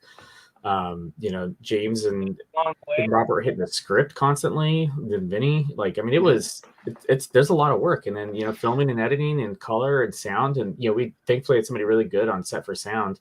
But then you try to put deadlines on things and things get out of the way. And sometimes, and you're a fan film, so it's not like you have all the cash in the world to just pay everybody to do it, make it their priority. So a lot of the times you're getting favors of people who be like, yes, I will work on your film and I will do this work for free, but it comes second to my paying job. And sometimes you got to wait for that. I remember that became a big thing. Yeah. Oh, yeah, but you don't know, you have an idea that, you're trying to do something great and things are moving and when you're kind of shaping it as you go a little bit, you don't know what the end result's going to be. You don't know if the final version of what you put together in all those years is going to pay off. If it's going to be what people have been waiting, all these people are backing you. So you have that in the back of your heads that, every time you go on set and you're creating this movie, that these people are waiting for this, and you don't want to let them down because you have, how many backers did NHA have? How many backers do we have? Quite a bit. And you don't want to let them down. You unfortunately can't please everybody. And that's one of the hardest things about this is, that you're going to fail some people and you have to do that. So I also think it's fine if people have favorite fan films, but what I personally try to avoid is like pitting the creators against each other. I'd rather have everybody friendly, and sometimes some of those comments can drive a little bit of a wedge, even if people are on good terms. And then Raymond, I love your question. Do you compare and contrast your Friday the 13th films with fan films of other franchises? I mean, I think we compare and contrast all of our films with everything that's around us because we want to see where we fit in the spectrum of good, bad, entertaining. We didn't intend to set a bar with Never Hike Alone, but we definitely certainly did. And I think that's what I always want to do. I always want to take what my personal bar is and raise it with every production that I do. So I look around me at my peers and I see what they're doing.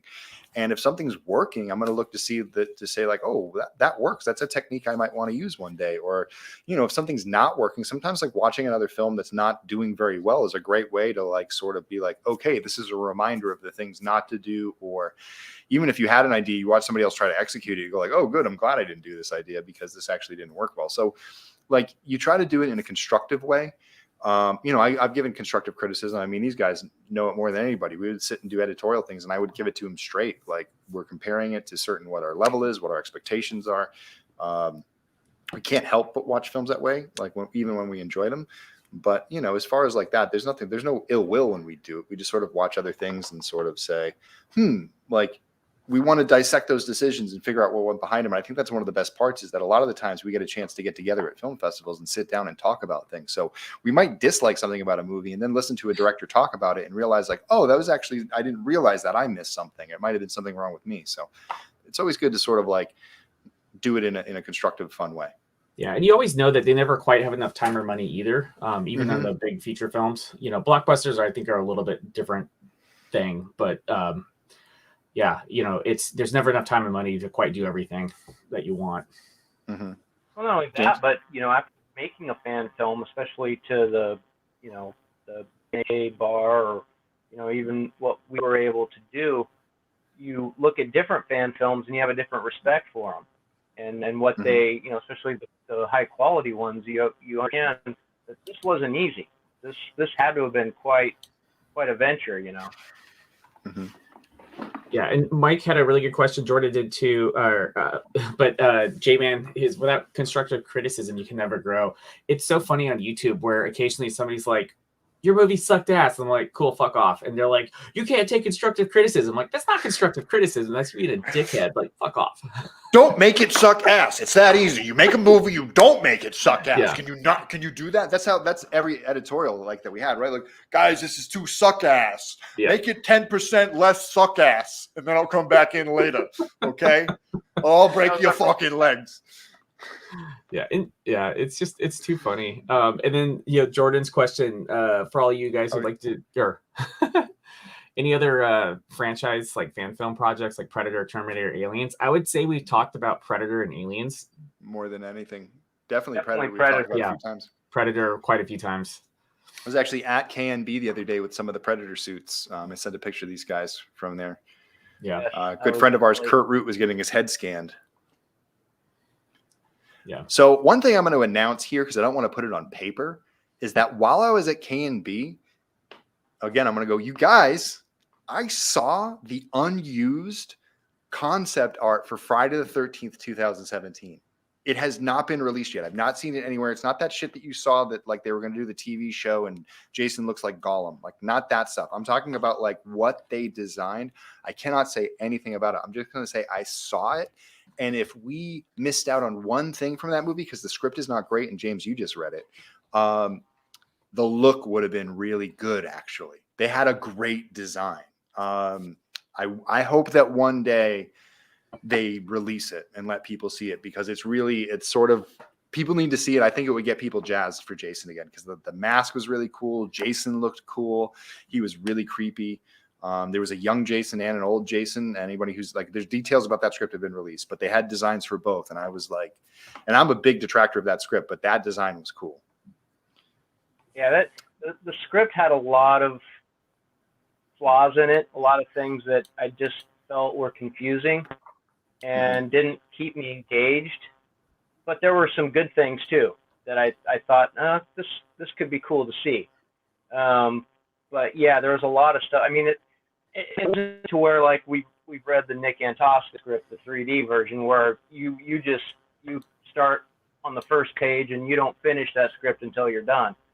That's the kind of script that he good writer. I'm surprised they passed on that script, because that was really where it hit. I have that script too. But yeah, which I enjoyed that. And that wasn't perfect either. But that was a first draft. That was just the first draft. So let me send it. I'm gonna say shout out to Mike right here. Thank you for the good luck saying. And yeah, I mean, you can score one of the films anytime you want. We have them available on the Indiegogo, which is going right now on Indiegogo. I just said that twice, but you can also email me if you want to grab one right away. I do have some extra Never Hike on the Snows, Never Hike Alones, Ghost Cuts. I have some scripts, some posters, some things that are there in the thing. So if you want something right now and you want to show your support, you can definitely go through PayPal, email me at wompstompfilms.com, wompstompfilms@gmail.com, and we can set something up.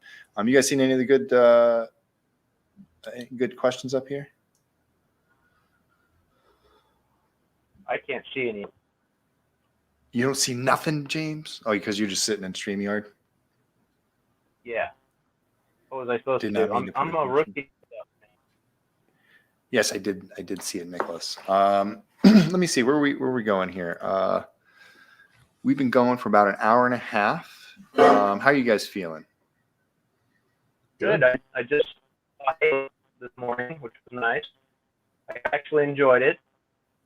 I wasn't blown away, but I thought it was good. Wait, which film? Halo, the first episode. Oh, you watched the Halo thing. Oh, cool. Yeah, somebody asked. I don't know why they asked about. Did you guys all see Texas Chainsaw Massacre, the new one? Didn't see it yet. Not James, yet. you see it? Did anyone see X yet? No, I heard it was good. From It's my really friends. good. I would say if you got to go see something in the theater that's horror, go see X as soon as you can. It's like a Texas Chainsaw Massacre film, but just in like a different style. You know what I mean? But Ty West did an amazing job. Carl, you'll love it just based on the cinematography. The cinematography is very smart. No, I can't. I'm mad at myself for not watching it yet. It's been busy. Also, another one. If you guys haven't seen it, I want to plug Antlers. It's not a perfect film by any means, but it is really good. The cinematography is amazing. The atmosphere is incredible, and I always love Wendigos. And there's Wendigos in there all over it. And there were some teasers that kind of hinted at the look. Those do not come close to what happens in the actual movie. The creature design is fantastic. Some really nasty kills in there and gore in a good way. Definitely scope that out. Mm-hmm. About this question, have you guys thought about making a short of Jason surviving in the woods and learning how to hunt after his drowning? Hunting people, yes. James? I mean, obviously there's plenty you could dive in on something like that. Mm-hmm. For me, it's like I'm more interested in seeing, the upbringing of young Jason, and also that time frame after Jason drowns, when Pamela gets some revenge. I think that's always interesting to me. And yeah, I mean, there's a lot to chew on there. I think, we kind of use our imaginations with part two to kind of see how he survived growing up. But, I don't know. I'm kind of into that younger Jason mode. The place where I would explore that is a prequel about what happened the night Jason met Chris Higgins. I think you could tie that all in there because I think it's a good time before sort of even like, it's a little bit after the Alice stuff. It's a little bit before the part 2 stuff. So I think it would be that would be the place to sort of explore that. We got another good question here. Oh, wait, not that one. That one's good too. That is a good one. Let's jump into this one real quick. Would you ever consider doing a sci-fi horror, or what would the budget be too much? Jumping in real quick. We want to do an Event Horizon fan film called Horizons. 20 grand, 25 grand. We could do something short. I mean, it just depends on like what you raise. You just make it shorter. You know what I mean? Like we make something cool.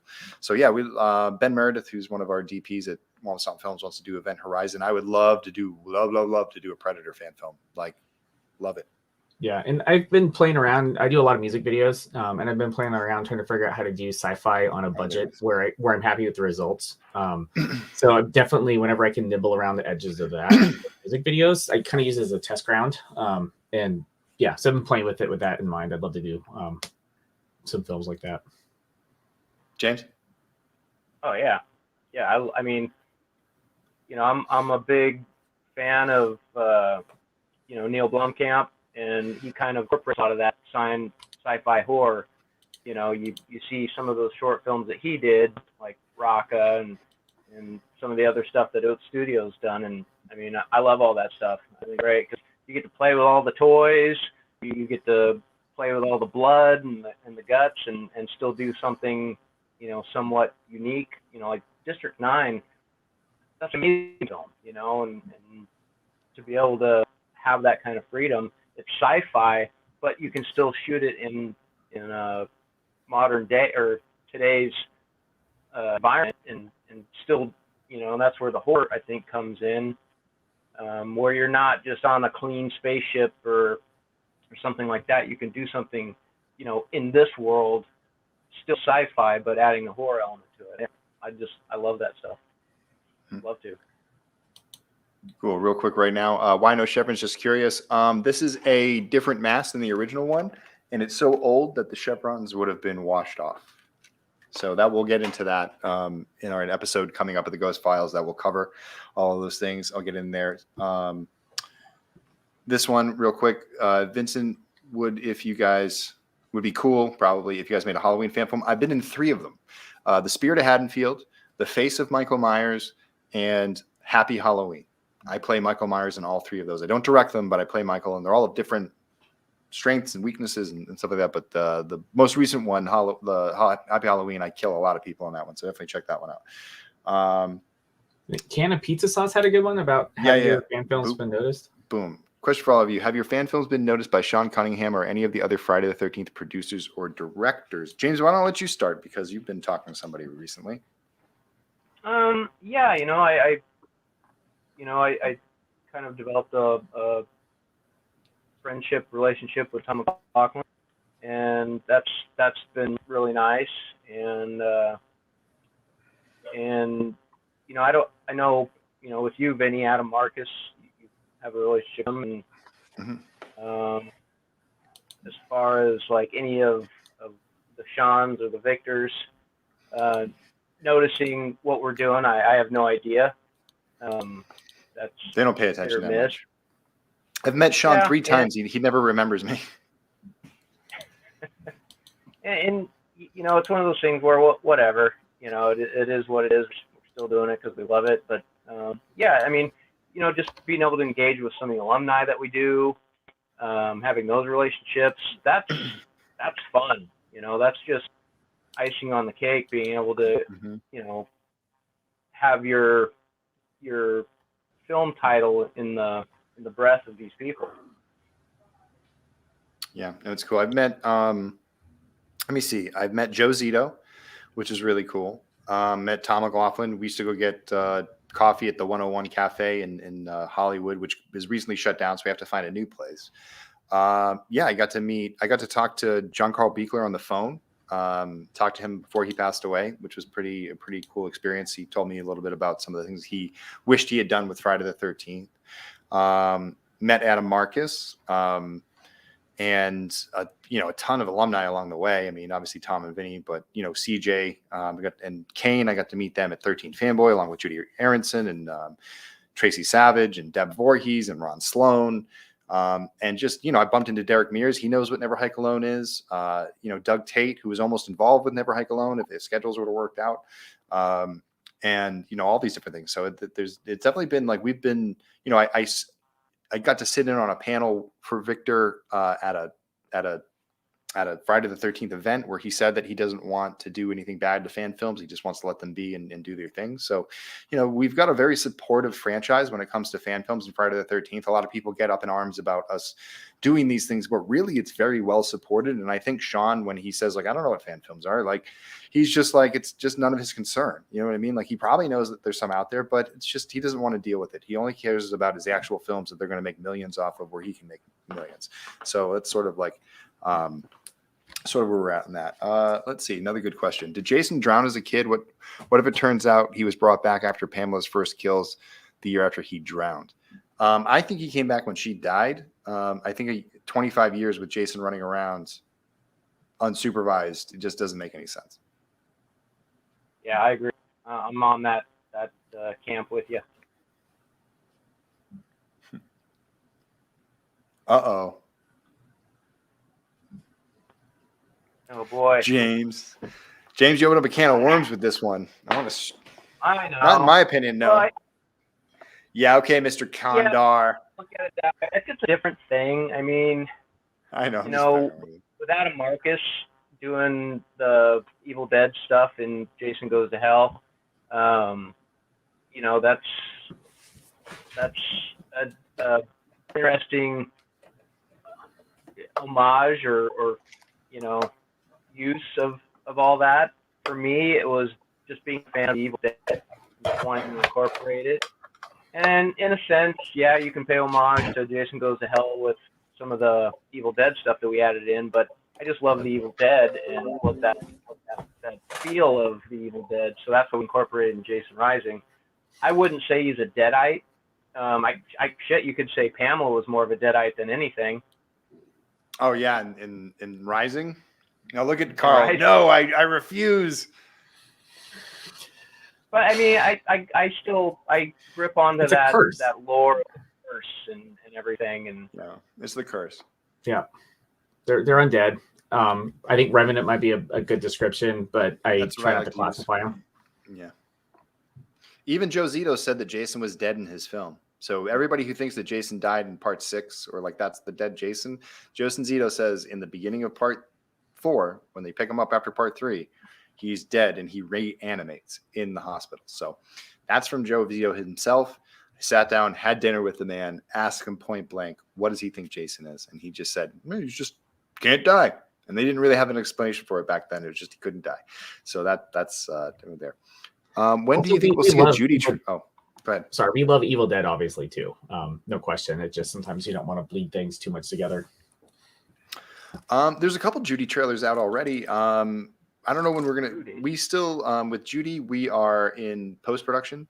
We're going to be jumping into color very soon. In fact, they're coloring it right now. We got to jump into basically all of our round of notes.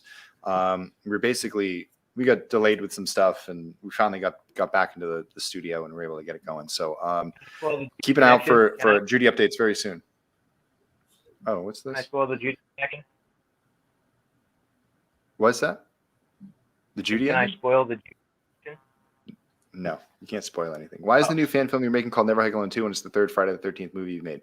Because Never Hike in the Snow is a prequel. And it was only 20 minutes, so it's not really a full movie. It was supposed to be part of a bigger whole. So technically, Never Hike in the Snow and Never Hike Alone 2 are supposed to be one big thing. So it's a direct sequel to Never Hike Alone 1. It's also a direct sequel to Never Hike in the Snow. Never Hike in the Snow was named that way without numbers because it was a prequel. So that's why it goes that way. Here, Jordan's got another good question. Question for both of you. Earlier stages in the films, was there any idea to make Jason human form like the earlier films, or would you have taken an approach they had with them in 2009? I've never had Jason as a human. James, how about you? I like the idea of doing all the different versions in one film, seeing different times. You know, like Into the Spider-Verse. I mean, not necessarily a Spider-Verse, not like that, but I don't know. I think it could be cool where you could reminisce and see different things of those different like Benjamin frames. Buttons. Yeah, and you could see the old and again, and you know, make them work. You could do it. There's a way to do it. Mm-hmm. Yeah, I think you can I wouldn't do one where it was just if you did a remake of it. I don't know if I would want to go full just human the whole time. But what do you guys if think? Came back after his mom died, it wouldn't matter. He's dead anyway, right? Yeah. What do you guys think? I feel like the only thing that I really dig on the new Halloween stuff is the cinematography. I feel like everything else is a little bit weird. And that's not to horribly knock them. Like I was so stoked that they're making them again. But I would say Ghost Jason would take Blumhouse Myers. Jason will always take Myers. Yeah. What do you think, James? Evil dies tonight. Austin's working on the Pathosis feature, getting it ready to pitch. So he's been working on previs and stuff. So that's coming along. God, the effects on the creature were so awesome on that. Thank you, Steven. Thank you for jumping in. I'm feeling the love. Does getting a Blu-ray as your perk also get your name in the credits like last time? Yes. Getting a Blu-ray will get your name in the credits. So it'll get you your name in the credits and a digital reward and a Blu-ray. So it's all great. And all of the machetes have sold out. So thank you everybody who grabbed their machetes. That is huge. That's so big. Let's see. Boom. Is there a monster that matches up well with Jason? Well, we're gonna see Werewolf. Bigfoot. Somebody's making a Bigfoot one, right? Yeah, Night of the Beast. Go to that beast. Bigfoot's gonna break his fucking legs. No, I don't know. I think Predator. Predator would lace Jason pretty hard. Jason wouldn't stand much of a chance against that. I think we got a pretty good one in Freddy versus Jason. I think that's a pretty decent matchup. That was Would fun. the Predator see Jason if he's dead? There's no heat signature. That's true. But he can change his view, so who knows? Yeah. That's a great point, though. Yeah. Victor Oh, Crowley. we That's thought funny. Yeah, about Victor that. Crowley is Jason Voorhees. Yeah. Cool. Will NHA take elements from Halloween Kills, for example, the mob going up against Jason? No. In fact, one of the things I wanted to talk about was how Never Hike Alone 2 is very unlike Texas Chainsaw Massacre and Halloween the New Way, in the fact that, like, those films focused on sort of making the lead survivors, these survivors who think that they're sort of like the key to the whole thing, and make them feel like they're not even a piece of the equation, and make them feel like it's not them, it's the killers are bigger than them in some way. And in this film, it's definitely not about that. Jason hates Tommy and Tommy hates Jason, and there's a rivalry, and they know each other. They know exactly who each other are, and they're going to fight, and they're going to fight like two people who hate each other. So I'm very glad that as many things there are in common sort of thematically that seem to be in the ether with the things we're doing in Never Hike Alone and in those films. And this Never Hike Alone idea has been around a lot longer than those films have been out. So I'm not copying anybody, but it just seems to be in the air. But there is that sort of like resolution with old characters coming together, but ours is very personal, especially for Tommy. And Jason does not ignore him and act like he doesn't know who Tommy is. He definitely has when Tommy's around, Jason's definitely on his A game. Does Michael Myers need to die in Halloween Ends? What do you guys think? Does he die? Does he live? I think he's gonna die. I mean, I think, I always like how they come back. I mean, I like the unstoppable creature. Like, he's out, but then he's coming back. And with Myers, you never quite know why he comes back. I hope he dies in this, and then I hope they come up with some better ideas. Mm-hmm. Oh wow.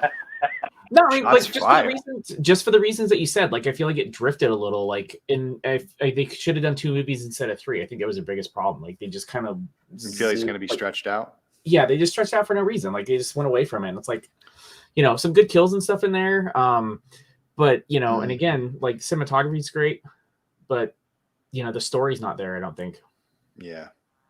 Well, I mean, one of the things I think they do try to inject a little bit too much. Like the Sartain thing was like a big jump.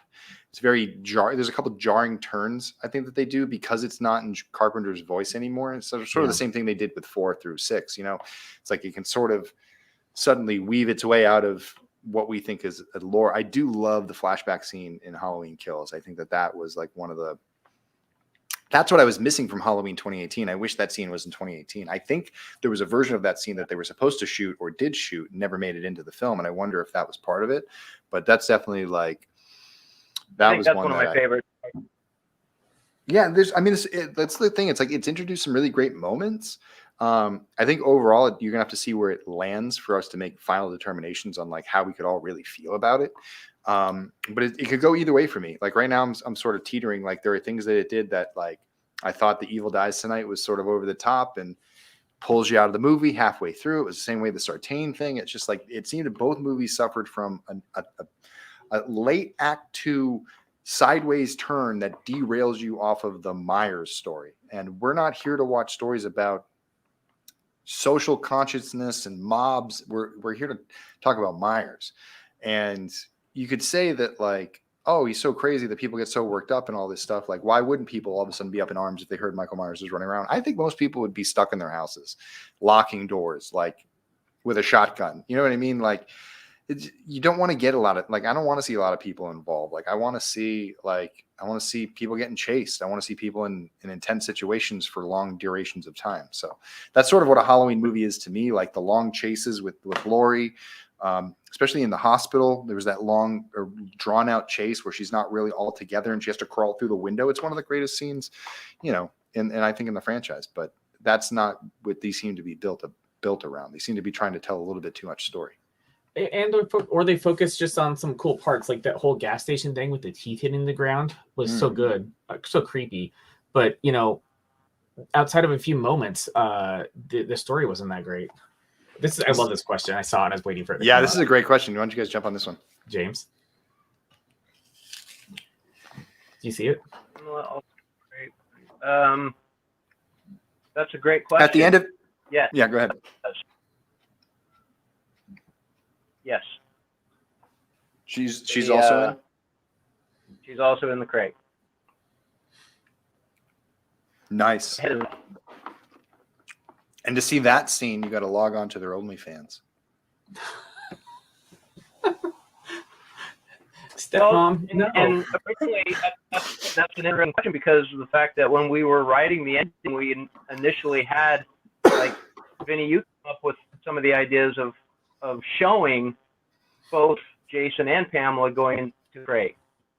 Yeah, there was an early version where we were trying to get them like in a way where like one would end up in the crate and then the other one would be killed and end up in the crate. And that's when they shut the lid again and sort of do it. And like, that was something I always pushed for too, was like, it was about mother and son. That's sort of why we positioned them in that final scene. Like Jason falls on top, like he falls next to his mother's body, that they're together and that like, it was always about them and that there was a little bit of that. I like that worked its way into Jason Rising too. It's a good little thing.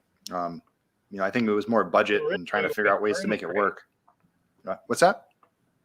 Well, originally we were going to burn the crate. That's right. We were going to burn the crate.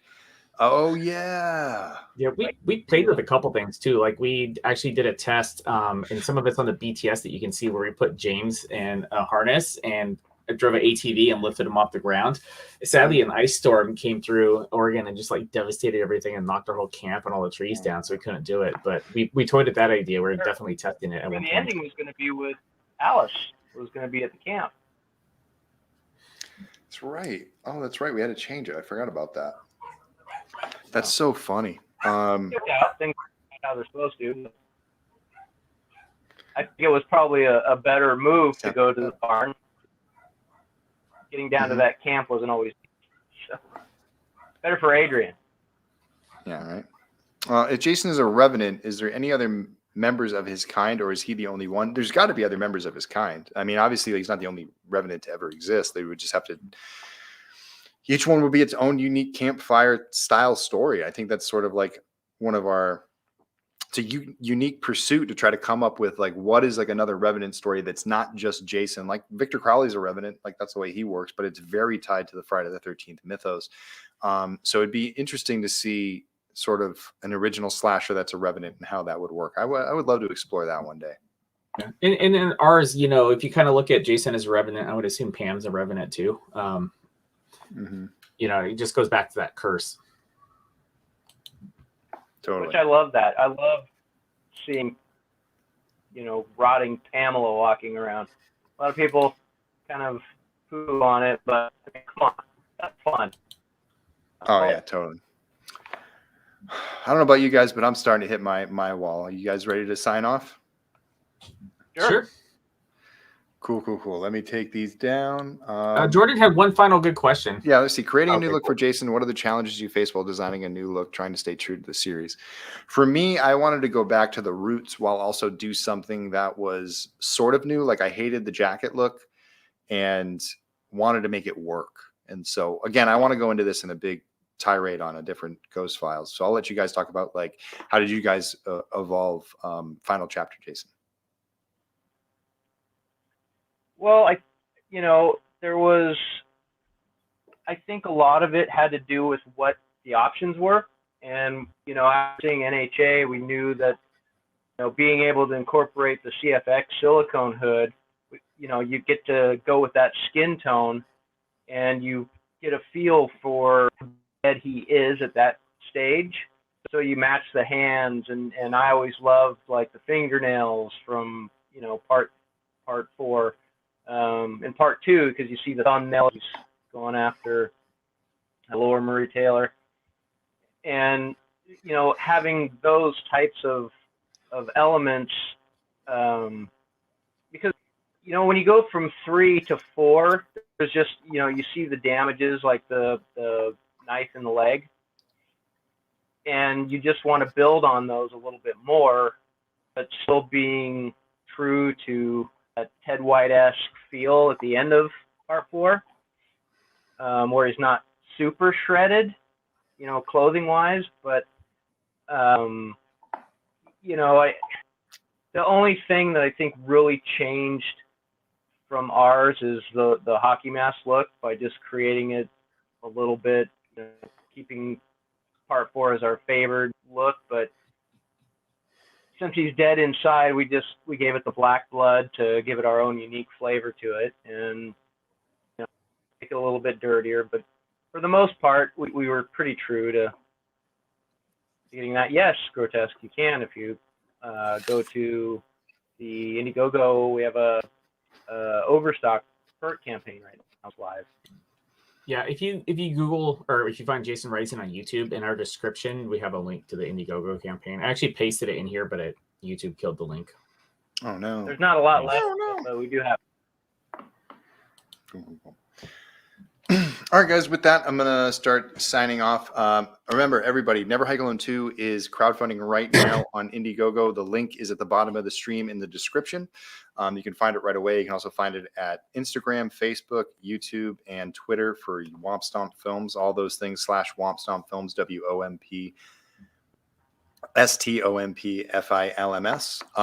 Please back and then share the campaign. We did a ton of damage today, guys. Thank you so much. We are at 68,489 right now with 941 backers. We started this stream somewhere way below that. So this is amazing. Sold out of the machetes already. We still have masks left. We still have arrows left. We still have axes left. Get yours now. I'm going to tell you right now, the axe gets used a lot. So you definitely want to get one of the axes. There's going to be a lot of blood over it. We're going to use them in a lot of different scenes. That's sort of like what remember at the end of Never Hike Alone 1, he's leaving with the axe. So he's going to be using that a lot during the movie. And then the machete gets its own special moments in the film as well. So those are already gone. Arrows are going to be fun. I think James just fell out again because he keeps doing that. But Karl, James, thank you guys for stopping by and hanging out with me for, you know, we used to do this and just be on editorial, but now we get to hang out. I know. It's nice to see you again. It's nice to not be like having to do work. Well, I mean, I guess it's a little bit of worky, but it's more fun. You know what I mean? It's fun work.